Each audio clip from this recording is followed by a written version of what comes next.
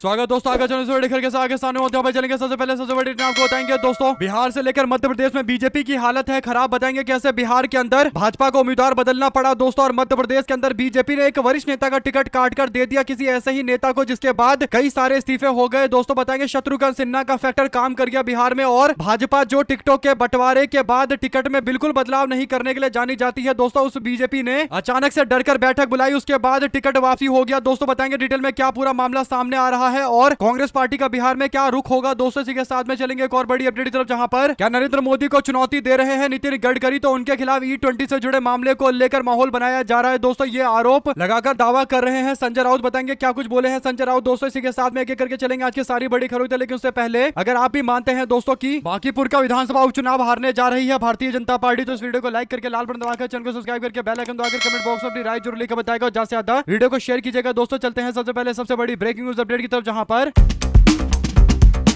बिहार के बांकीपुर विधानसभा उपचुनाव से बड़ी अपडेट सामने आ रही है दोस्तों, जहां पर भारतीय जनता पार्टी को सबसे बड़ी चुनौती प्रशांत किशोर दे रहे हैं, और कांग्रेस पार्टी का एक बड़ा धड़ा प्रशांत किशोर के साथ में खड़ा है दोस्तों। ऐसे में प्रशांत किशोर की चुनौती तब और ज्यादा बड़ी हो जाती है जब शॉटगन शत्रुघ्न सिन्हा के द्वारा कहा जाता है कि वो बिहार में प्रशांत किशोर को बांकीपुर विधानसभा उपचुनाव में समर्थन करते हैं, और उन्होंने प्रशांत किशोर को शुभकामनाएं दे दी दोस्तों। और क्योंकि शत्रुघ्न सिन्हा भी कायस्थ समाज से आते हैं दोस्तों, तो उन्होंने एक क्लियर कट मैसेज दिया और कायस्थ समाज के लोगों को बता दिया कि किसको सपोर्ट करना है, यानी प्रशांत किशोर के समर्थन में आकर खड़ा रहना है दोस्तों। और जैसे ही प्रशांत किशोर का समर्थन किया गया, वैसे ही बीजेपी के लोग जो नितिन नवीन की सीट बांकीपुर जिसे लेकर इतने ज्यादा विश्वास में थे दोस्तों की दावा कर रहे थे कि किसी को भी यहां से चुनाव लड़वा देंगे और प्रचार करने के लिए भी नहीं जाएंगे, तभी ये सीट आराम से बीजेपी निकाल लेगी। लेकिन अब हकीकत बीजेपी को समझ में आने लगा है, क्योंकि भाजपा के सामने विपक्ष ने बड़ी चुनौती पेश कर दी है दोस्तों। खुद प्रशांत किशोर मैदान में कूद आए हैं और अंदर खाने कांग्रेस पार्टी प्रशांत किशोर के साथ खड़ी दिखाई दे रही है, और ये बात बीजेपी और एनडीए गठबंधन वालों को भनक लग गई है दोस्तों। यही बड़ा कारण है कि आनन फानन में नामांकन वापस करवाया गया दोस्तों, यानी 7 जुलाई को नामांकन दाखिल किया गया था और 9 तारीख को वापस ले लिया गया। क्यों लिया गया, इसके पीछे एक पत्र सामने आता है जिसमें अभिषेक कुमार बंटी जो प्रत्याशी बनाए गए थे दोस्तों, उन्होंने बीजेपी के बिहार के प्रदेश अध्यक्ष संजय सरावगी को कहा कि पारिवारिक कारण के कारण मैं चुनाव नहीं लड़ सकता। अभिषेक सिन्हा ने अपने पत्र में पारिवारिक कारण बताया है दोस्तों। उन्होंने महज एक दिन पहले ही नामांकन दाखिल किया था, तो कहने का मतलब ऐसा क्या हुआ कि 24-48 घंटे के अंदर ये पूरी तरीके से पलट गए दोस्तों, चुनाव लड़ने को तैयार नहीं है। जबकि बीजेपी वाले दावा करते हैं कि हमारी पार्टी से कोई भी उम्मीदवार बन जाए, अगर वो घर में बैठा रहेगा तब भी चुनाव जीत जाएगा। और बांकीपुर तो बीजेपी 40 सालों से सीट जीत रही है, तब बीजेपी को अपना उम्मीदवार क्यों बदलना पड़ा दोस्तों। इसके पीछे सबसे बड़ा कारण है कि शत्रुघ्न सिन्हा ने इनका पूरा खेल पलट डाला है, और अंदर खाने कांग्रेस और प्रशांत किशोर में चल रही सांठगांठ ने पूरी खलबली मचा रखी है दोस्तों। और आरजेडी भी आज प्रेस कॉन्फ्रेंस करने वाली थी दोस्तों, जिसमें अभिषेक बंटी को लेकर खुलासा होने वाला था। अभिषेक बंटी के पिता चारा घोटाले में दोषी है दोस्तों, यानी रविंद्र प्रसाद चारा घोटाले में दोषी है। तो कहीं ना कहीं बीजेपी जिस बात को लेकर आरजेडी पर सवाल खड़ा कर रही थी दोस्तों, उसी मामले पर उल्टा फंस गई। तो कुल मिलाकर भारतीय जनता पार्टी ने नाम वापस लिया और एक नए व्यक्ति को यानी नीरज सिन्हा को मैदान में उतारा है दोस्तों। नीरज सिन्हा चुनाव लड़ रहे हैं, तो मैसेज क्लियर कट गया है कि बीजेपी के लोग डर गए हैं, और अब बांकीपुर के विधानसभा उपचुनाव में प्रशांत किशोर की स्थिति और ज्यादा मजबूत हो गई है। जो भी अपडेट इससे जुड़ी आती रहेगी दोस्तों, आप तक लगातार पहुंचाते रहेंगे। चलते हैं एक और बड़ी खबर की तरफ, जहां पर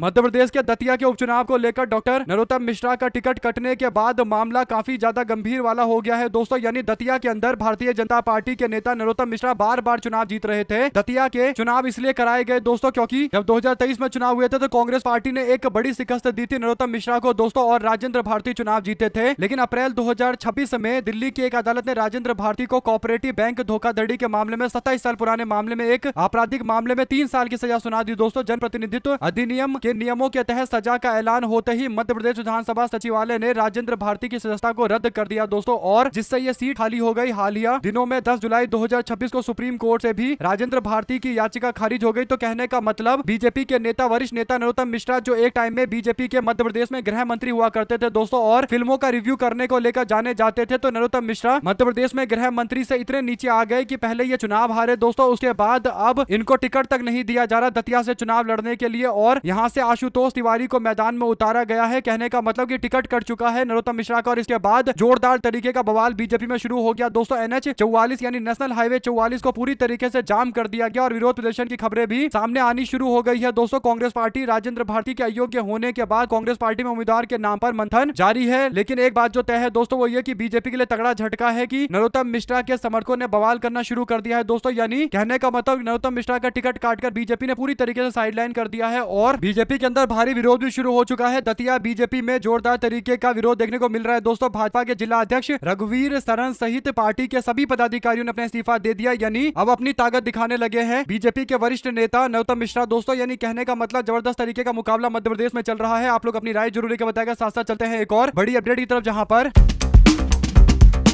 भारतीय राजनीति के अंदर एक चर्चा काफी ज्यादा चल रही है दोस्तों। वो चर्चा ये है कि शिवसेना यूबीटी के नेता जो बोल रहे हैं, क्या ये बात सच है? ऐसा इसलिए क्योंकि शिवसेना यूबीटी के फायर ब्रांड नेता संजय राउत ने बीजेपी के अंदरूनी मतभेद को लेकर एक बेहद सनसनीखेज और बड़ा दावा किया है दोस्तों। संजय राउत के इस बयान के बाद देश की राजनीति में भूचाल आ गया है। नितिन गडकरी के खिलाफ अपनों की ही साजिश बताया गया। आपको बता दें कि शुक्रवार को मीडिया कर्मियों से बात करते हुए शिवसेना यूबीटी के सांसद संजय राउत ने सीधा आरोप लगाया कि केंद्रीय मंत्री नितिन गडकरी को बदनाम करने के लिए खुद बीजेपी के भीतर ही एक बड़ी साजिश रची जा रही है। राउत ने दावा किया कि गडकरी की छवि को नुकसान पहुंचाने के पीछे कोई बाहरी ताकत नहीं, बल्कि खुद भारतीय जनता पार्टी के कुछ बड़े और रसूखदार नेता शामिल है। प्रधानमंत्री पद की दावेदारी ही बनी है गडकरी की मुसीबत दोस्तों। ऐसे में संजय राउत का दावा है कि ये जो अंदरूनी कलह है, इसके पीछे मुख्य वजह जो खुलासा होता है वो ये कि नितिन गडकरी प्रधानमंत्री पद के लिए एक बेहद मजबूत और प्रबल दावेदार है। यही वजह है कि पार्टी के भीतर के कुछ गुट उन्हें निशाना बना रहे हैं। राउत ने कहा कि नितिन गडकरी को किसी न किसी तरीके से जाल में फंसाने की कोशिश की जा रही है। उन्हें बदनाम करने की योजना है ताकि जनता के बीच में उनकी साफ सुथरी छवि को धूमिल किया जा सके। यह बात खुद गडकरी साहब भी बहुत अच्छी तरीके से जानते हैं। ये जो थ्योरी है दोस्तों, कहीं ना कहीं इसमें बहुत हद तक सच्चाई भी है। आप लोग इस पर अपनी राय जरूर लिखकर बताएगा। साथ साथ चलते हैं एक और बड़ी अपडेट की तरफ, जहां पर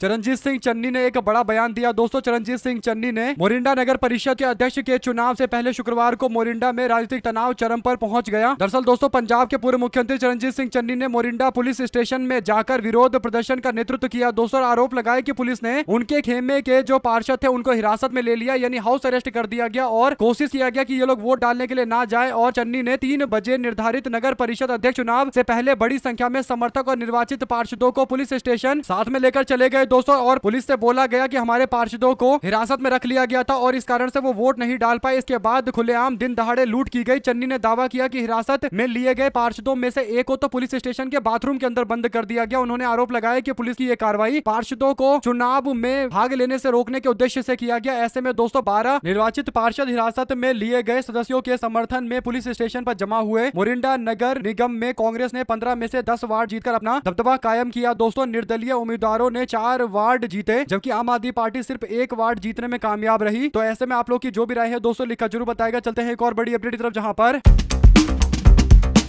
कांग्रेस पार्टी की पूर्व नेत्री सुष्मिता देव जो टीएमसी से अब बीजेपी में चली गई दोस्तों, उनसे सवाल पूछा गया कि महुआ मोइत्रा बीजेपी की आलोचना कर रही है। तो इस पर उन्होंने कहा कि महुआ मोइत्रा को कोई बीजेपी में लेना नहीं चाहता, इसीलिए वो बीजेपी में नहीं आ सकती। ऐसा नहीं है कि भारतीय जनता पार्टी उनको लेने के लिए बैठी है और वो आना नहीं चाहती। हकीकत यह है कि महुआ मोइत्रा को वो पार्टी में शामिल बीजेपी कराना ही नहीं चाहती, इसीलिए उनके पास कोई विकल्प नहीं है कि वो बीजेपी के पास आए। महुआ मोइत्रा ने सुष्मिता देव के टीएमसी से बीजेपी में आने को लेकर तंज कसा था दोस्तों। इस पर वरिष्ठ पत्रकार नरेंद्र नाथ मिश्र कहते हैं कि सुष्मिता देव के पिता कांग्रेस पार्टी के बड़े नेता थे, उनकी मां एमएलसी थी, उनकी बदौलत कांग्रेस पार्टी में आई, यानी मां बाप के बदौलत राजनीति में आई। 2 बार लोकसभा का चुनाव लड़ी, 1 बार जीत भी गई, 1 बार हार भी गई। फिर कांग्रेस पार्टी को कमजोर होता देख टीएमसी में चली गई। जब ममता बनर्जी 2 बार मुख्यमंत्री बनी तो दोनों बार इनको फायदा मिला, इनको राज्यसभा भेजा गया। टीएमसी कमजोर हुई तो टीएमसी छोड़कर बीजेपी में चली गई और उसके बाद ज्ञान दे रही है कि महुआ मोइत्रा इसलिए बीजेपी में नहीं आ सकती क्योंकि बीजेपी उनको पार्टी में शामिल नहीं करवाना चाहती। यानी दोस्तों उनको लग रहा है कि सबकी जो नैतिकता होती है, वैल्यू होते हैं, संस्कार होते हैं, वो इसी तरीके के होते हैं जैसे उनके हैं कि जब पार्टी कमजोर हो तो छोड़कर चले जाओ। यानी जब पार्टी अपने सबसे सर्वोच्च स्थान पर है, यानी सबसे ज्यादा जो पार्टी मजबूत है, तो उस पार्टी का हिस्सा बनो और जब सत्ता की मलाई है तो आराम से मलाई लो। और लेकिन बाद में जब मामला आए कि पार्टी कमजोर हो गई है तो फिर पलटी मार दो और दूसरी पार्टी में चले जाओ। तो एक तरीके से दोस्तों इसे अपॉर्चुनिज्म यानी मौका परस्ती कहते हैं। और सुष्मिता देव को लेकर ये जो बात कही गई है एकदम 100% सही बात है। तो अपनी राय जरूर लिखकर बताएगा। साथ साथ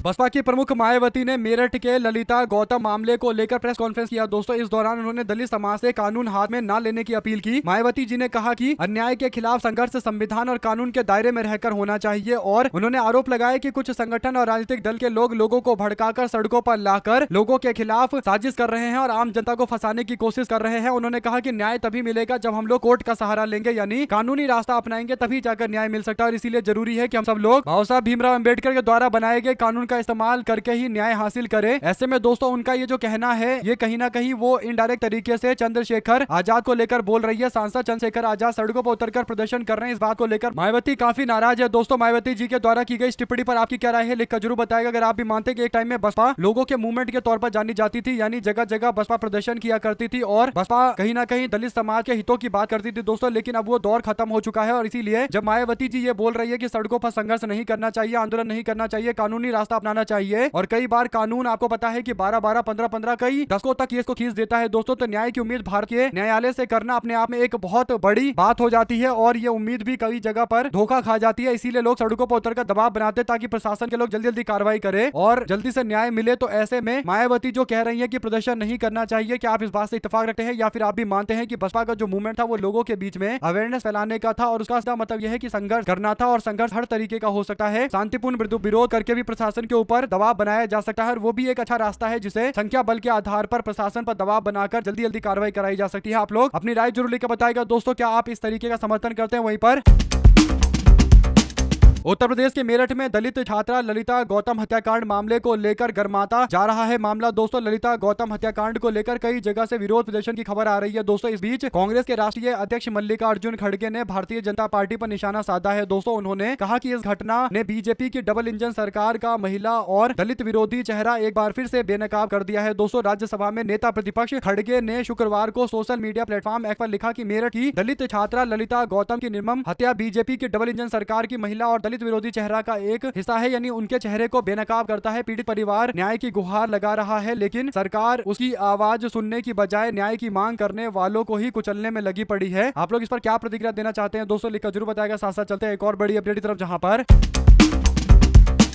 अयोध्या के भव्य राम मंदिर में चढ़ावे और दान की राशि में हुई कथित चोरी व गबन के मामले को लेकर अब देश के सर्वोच्च अदालत यानी सुप्रीम कोर्ट की दहलीज पर मामला पहुंच गया है दोस्तों। इस पूरे कथित घोटाले की केंद्रीय जांच ब्यूरो यानी सीबीआई से उच्च स्तरीय जांच कराने और मंदिर ट्रस्ट में वित्तीय खातों का ऑडिट कराने की मांग को लेकर सुप्रीम कोर्ट में रिट याचिका दाखिल की गई है दोस्तों। शीर्ष अदालत इस संवेदनशील मामले पर तुरंत कार्रवाई करने के लिए तैयार हो गई है। आगामी 13 जुलाई को सुप्रीम कोर्ट में इस पर अहम सुनवाई होगी, जिसकी कमान खुद देश के मुख्य न्यायाधीश सूर्यकांत संभालेंगे दोस्तों। और chief justice of India Suryakant की 3 जजों की स्पेशल बेंच इस मामले की सुनवाई करने वाली है। आप लोग इस पर क्या प्रतिक्रिया देना चाहते हैं, लिखकर जरूर बताएगा। साथ साथ चलते हैं एक और बड़ी खबर की तरफ दोस्तों, जहां पर बीएमसी ने बुशरा नदीम मलिक का नगर सेवक पद से रद्द कर दिया है दोस्तों। यानी ये चौथे नगर सेवक है जिनके ऊपर कार्रवाई की गई है। दरअसल अपडेट ये है कि बीएमसी के चुनाव में भारतीय जनता पार्टी को शिवसेना यूबीटी ने बड़ी चुनौती दी थी दोस्तों, लेकिन अब शिवसेना यूबीटी हो या फिर दूसरे पार्टी के लोग हो, उन सबको सस्पेंड करके एक तरीके से रास्ता क्लियर किया जा रहा है कि बीएमसी में बीजेपी आराम से सरकार चलाते रहे। अब जो बड़ी अपडेट है दोस्तों वो ये कि एआईएमआईएम के 2 नगर सेवक और शिवसेना यूबीटी के 1 नगर सेवक की सदस्यता को ही रद्द कर दिया गया है। बुशरा की सदस्यता को रद्द करने के बाद बीएमसी में अजीत पवार गुट को भी तगड़ा झटका लगा है दोस्तों। वार्ड नंबर 170 की नगर सेविका बुशरा नदीम मलिक का नगर सेवक पद रद्द कर दिया गया है। बुशरा मलिक एनसीपी के नेता नवाब मलिक की भतीजी और कप्तान मलिक की बेटी हैं दोस्तों। इस कार्रवाई से मुंबई में एनसीपी अजित पवार गुट को बड़ा झटका लगा है। बीएमसी में अब तक कुल 4 नगर सेवकों की सदस्यता बीएमसी सदन से रद्द हो चुकी है। इनमें 1 ठाकरे सेना और 1 एनसीपी अजित पवार गुट और 2 एमआईएम के नगर सेवक शामिल है दोस्तों। ऐसे में 89 मामलों पर हो रही है जांच, जिनमें 19 कास्ट सर्टिफिकेट से जुड़े हुए हैं। बुशरा मलिक के डिस्क्वालिफिकेशन की वजह सत्यापन समिति की डिटेल रिपोर्ट की कॉपी आने पर पता चलेगी दोस्तों। ऐसे में आप लोग इस पर क्या प्रतिक्रिया देना चाहते हैं, लिखकर जरूर बताएगा। साथ साथ मुंबई पुणे एक्सप्रेसवे की मिसिंग लिंक परियोजना को लेकर महाराष्ट्र की राजनीति गर्म हो गई है दोस्तों। उद्धव ठाकरे के नेतृत्व वाली शिवसेना यूबीटी ने मुख्यमंत्री देवेंद्र फडणवीस और उनकी सरकार पर इस परियोजना में वैश्विक स्तर पर भ्रष्टाचार घोटाला करने का आरोप लगाया दोस्तों। पार्टी ने अपने मुखपत्र सामना संपादकीय में दावा किया कि परियोजना की लागत में करीब 2500 करोड़ रुपए की बढ़ोतरी हुई है। इसे लेकर सरकार जवाब देने के बजाय सवाल उठाने वालों पर हमला कर रही है। लागत बढ़ने और रिसाव के आरोप लगाए गए हैं दोस्तों। संपादकीय के अनुसार 2 सुरंगों, 8 लेन की सड़क और 2 पुलों वाली 13 किलोमीटर लंबी मिसिंग लिंक परियोजना की शुरुआत अनुमानित लागत 4797 करोड़ रुपए की थी। शिवसेना यूबीटी का दावा है कि सामान्य लागत वृद्धि को जोड़ने पर भी यह खर्च 5500 करोड़ रुपए से अधिक नहीं होना चाहिए था, लेकिन परियोजना की अंतिम लागत बढ़कर 7180 करोड़ रुपए तक पहुंच गई। पार्टी ने आरोप लगाया कि इस हिसाब से परियोजना की लागत करीब 540 करोड़ रुपए प्रति किलोमीटर बैठती है, जिसे भ्रष्टाचार का विश्व रिकॉर्ड बना है। तो साफ तौर पर दोस्तों ये जो मामला जिस पर बीजेपी के नेता भड़क रहे थे और देवेंद्र फडणवीस इस मामले को कवर करने वाले लोगों पर कह रहे थे कि ये लोग जो लोग कवर कर रहे हैं यानी जो मीडिया के लोग हैं ये भाड़े पर काम कर रहे हैं यानी भाड़े के टट्टू हैं। लेकिन बाद में पता चलता है कि जो ये एक्सपोज किया गया दोस्तों ये सच है। तो इसके बाद शिवसेना यूबीटी ने और तंज कसा है, निशाना साधा है। इसी के साथ में भारतीय किसान यूनियन यानी BKU के एकता उग्रहा और भारतीय किसान यूनियन एकौंदा धनेर की ओर से शुक्रवार को चंडीगढ़ के सेक्टर 34 स्थित दशहरा ग्राउंड में आयोजित पंजाब की राज्य स्तरीय किसान रैली के चलते शहर की यातायात व्यवस्था पूरी तरीके से प्रभावित रही दोस्तों। और सुबह से ही पंजाब के विभिन्न जिलों के अंदर बड़ी संख्या में किसान, खेत मजदूर, युवा और महिलाएं बसों तथा अन्य वाहनों के जरिए चंडीगढ़ पहुंचे दोस्तों। रैली में शामिल होने के लिए पहुंचे किसानों के कारण सेक्टर 34 से सेक्टर 17 स्थित मटका चौक तक जाने वाले प्रमुख मार्गों पर लंबा जाम लग गया दोस्तों। इसे आम लोगों और कार्यालय जाने वाले कर्मचारियों की काफी परेशानी का सामना उनको करना पड़ा। साथ साथ चलते हैं एक और बड़ी अपडेट तब दोस्तों, जहां पर Narendra Modi unscripted press conference नहीं करते। यानी दोस्तों ये बात कोई और नहीं बल्कि ऑस्ट्रेलिया में मौजूद प्रधानमंत्री के कार्यक्रम को कवर करने के लिए पहुंचे एक जर्नलिस्ट ने किया है दोस्तों। आपको बता दें कि नरेंद्र मोदी ऑस्ट्रेलिया में थे दोस्तों। भारत और ऑस्ट्रेलिया के संबंधों को लेकर चर्चा चल रही थी। ऐसे में ऑस्ट्रेलिया की मीडिया का एक वीडियो क्लिप सोशल मीडिया पर शेयर किया जाता है दोस्तों। इस क्लिप में ऑस्ट्रेलिया मीडिया का जो पत्रकार है वो कहता है कि नरेंद्र मोदी इस बात के लिए जाने जाते हैं कि वो प्रायोजित इंटरव्यू देते हैं। यानी जो इंटरव्यू नेचुरल होता है, जो प्रेस कॉन्फ्रेंस इंटरव्यू वगैरह जो भी नेचुरल होते हैं वो अटेंड नहीं करते नरेंद्र मोदी। यानी वो सही सवाल नहीं लेते बल्कि प्रायोजित सवाल लेते हैं, पहले से ही तय किए गए सवाल लेते हैं। तो एक तरीके से स्क्रिप्टेड रहता है पूरा मामला। और ये बात बोलकर कहीं ना कहीं दोस्तों दुनिया भर के अंदर नरेंद्र मोदी की क्या छवि है इसे उजागर कर दिया गया है। अगर आप भी मानते हैं कि नरेंद्र मोदी ने दुनिया भर में केवल एक छवि बनाई है कि ना कोई प्रेस कॉन्फ्रेंस, ना कोई आम जनता के सवाल, केवल आओ और मोनोलॉग करो यानी एक तरफा भाषण देकर चले जाओ, सामने से बोलो और जनता क्या सोच रही है उस बारे में कोई चिंता नहीं है इनको। और बड़ी बात ये दोस्तों की टेलीप्रॉम्प्टर पर लिखा हुआ पढ़ देते हैं। साथ ही साथ उत्तर प्रदेश के अंदर बलिया में मंत्री संजय निषाद के कार्यक्रम के दौरान लाइट गुल हो जाती है दोस्तों। लाइट जाने से मोबाइल टॉर्च की रोशनी में चलाना पड़ा सम्मेलन। और कैबिनेट मंत्री डॉक्टर संजय निषाद की गंगा बहुउद्देशीय सभागार में आयोजित बूथ कार्यकर्ता सम्मेलन हुआ। और इस दौरान ये सारी बड़ी अपडेट सामने आई है दोस्तों। इसी के साथ में चलते हैं एक और बड़ी खबर की तरफ, जहां पर एक पूर्व मुख्यमंत्री का बंगला आजकल सोशल मीडिया पर काफी शेयर किया जा रहा है दोस्तों। 500 करोड़ रुपए खर्च करके ये बंगला बनाया गया है और पहाड़ों को काट के ये बंगला बनाया गया है। आप लोग जानते हैं कौन से मुख्यमंत्री रह चुके हैं जिनका ये बंगला है, जिनको जनता ने सरकार से उखाड़ कर फेंक दिया और ऐसा हराया दोस्तों कि अब इनका नाम अता पता नहीं है। और ये भारतीय जनता पार्टी को जब देखो तब सपोर्ट करते रहते थे। और आप लोग जानते हैं कि क्यों सपोर्ट कर रहे थे, नाम जरूर लिखकर बताएगा दोस्तों कि किसका बंगला है। आपको बता दें कि आंध्र प्रदेश से जुड़े वो नेता हैं, आप लोग आप समझ गए होंगे, तब भी लिखकर जरूर बताएगा। साथ साथ चलते हैं एक और बड़ी अपडेट तब, जहां पर सुप्रीम कोर्ट में राम मंदिर चढ़ावा चोरी के मामले को लेकर सुनवाई हुई दोस्तों। और 13 जुलाई सोमवार को आरजेडी के सांसद सुधाकर सिंह की तरफ से दायर याचिका को लेकर सुनवाई हुई। याचिकाकर्ता के द्वारा सीबीआई जांच, कोर्ट मॉनिटर्ड इंक्वायरी और इंडिपेंडेंट ऑडिट की मांग की गई। अब देखते हैं इस मामले को लेकर आगे क्या कार्रवाई होती है दोस्तों। साथ ही साथ जजों के सामने एक जबरदस्त तरीके का बवाल सुप्रीम कोर्ट के अंदर हुआ दोस्तों। जो बड़ी अपडेट है, सोशल मीडिया पर एक लाइव की रिकॉर्डिंग वायरल हो रही है सुप्रीम कोर्ट की, जहां पर एक वकील आता है, अपनी बातों को रखता है और काफी ज्यादा भड़क जाता है दोस्तों। इसके बाद वो जो केस के पन्ने हैं उसे पढ़ने के बाद उसे ऊपर की ओर देता है और न्यायिक अधिकारी महोदय, मैं आपको आदेश देता हूं कि लखनऊ के एसीपी विकास नगर के खिलाफ एफआईआर दर्ज किया जाए। और इसके बाद वो भड़कते हुए वकील पन्ना ऊपर उछाल देते हैं दोस्तों और चीफ जस्टिस को लेकर अभद्र भाषा का इस्तेमाल करते हैं यानी गाली गलौज करते हैं। ऐसे में कई तरीके की प्रतिक्रिया सोशल मीडिया पर आ रही है दोस्तों। कुछ लोगों ने कहा कि देश का कोर्ट जिस तरीके से काम करता है ये एक फ्रस्ट्रेशन है एक तरीके से लोगों की, और ये खुलकर सबके सामने आ भी गई है दोस्तों। इसी के साथ में चलते हैं एक और बड़ी अपडेट की तरफ, जहां पर कांग्रेस पार्टी ने अलग अलग शहरों के अंदर प्रेस कॉन्फ्रेंस किया था दोस्तों। और ये प्रेस कॉन्फ्रेंस इसलिए किया गया था ताकि राम मंदिर से जुड़े मामले को लेकर जनता के बीच में सब कुछ बताया जाए कि आखिर मुद्दा किस तरीके का है और क्या सवाल विपक्ष खड़ा कर रहा है। तो वेणुगोपाल ने 3 सवाल पूछे हैं। इसमें जो सबसे बड़ा सवाल है दोस्तों वो यही है कि नरेंद्र मोदी ने राम मंदिर की अनियमितता के मामले को लेकर अब चुप्पी क्यों साधी हुई है, ये सवाल पूछा गया दोस्तों। और कांग्रेस पार्टी और देश की जनता द्वारा उठाए गए सवालों का जवाब प्रधानमंत्री क्यों नहीं दे रहे, ये भी एक बड़ा सवाल है। मामले में सुप्रीम कोर्ट की निगरानी में जांच के आदेश अब तक क्यों नहीं दिए गए, केंद्र सरकार के रुख को लेकर कई तरीके के सवाल खड़े होते हैं दोस्तों। ऐसे में आप लोग इस पर क्या प्रतिक्रिया देना चाहते हैं लिखकर जरूर बताएगा। साथ साथ 2011 में ऑस्ट्रेलिया से मिली थी यूरेनियम बिक्री की मंजूरी, ये प्रधानमंत्री की कोई उपलब्धि नहीं है। यानी नरेंद्र मोदी ऑस्ट्रेलिया गए थे दोस्तों, और ऑस्ट्रेलिया गए हैं तो जनता पूछेगी कि आपने करोड़ों रुपए खर्च किए अपने दौरे पर, तो क्या आपने ऐसा डील किया है जो अब तक नहीं हुआ था। तो इसके बाद बीजेपी के लोग दावा करते हैं कि ऑस्ट्रेलिया से यूरेनियम खरीदने की मंजूरी मिल गई है और ये प्रधानमंत्री के इस दौरे की एक बहुत बड़ी उपलब्धि है। लेकिन जयराम रमेश ने कहा कि 2010 में ऑस्ट्रेलिया ने भारत को यूरेनियम बेचने से इंकार किया था, लेकिन 4 दिसंबर 2011 को तात्कालिक ऑस्ट्रेलियाई प्रधानमंत्री जूलिया गिलार्ड ने अक्टूबर 2008 के भारत अमेरिका असैन्य परमाणु समझौते के बाद अपनी पार्टी से भारत को यूरेनियम बेचने की मंजूरी दी थी। यानी जयराम रमेश ने तारीख भी बताई है कि किस तारीख पर यह घटनाक्रम हुआ था। तो ऐसे में बीजेपी के लोग जो दावा कर रहे हैं कि नरेंद्र मोदी के दौरे के बाद ऐसा कुछ हुआ है, तो ये बात एकदम गलत है। दोस्तों आप लोग इस पर जो राय देना चाहते हैं लिखकर जरूर बताएगा। साथ साथ चलते हैं एक और बड़ी अपडेट की तरफ, जहां पर